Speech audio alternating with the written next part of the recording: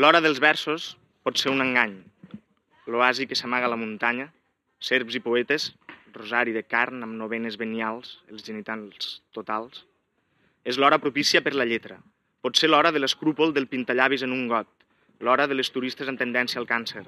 Pot ser l'hora dels comunicadors televisius, l'hora de les ballarines ensangrentades per la sodomia amb ulleres trencades, pot ser l'hora dels robatoris de carteres i de les línies fines d'adulteris i de les cambres d'uns hostals on es troben els organitzadors d'un atemptat.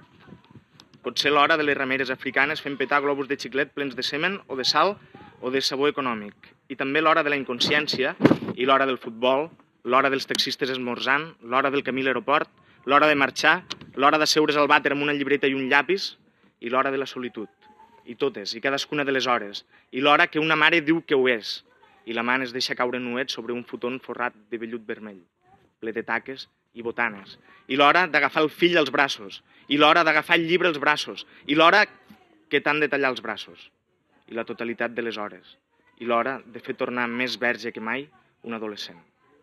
L'hora de l'atac de cor a l'hora d'escriure.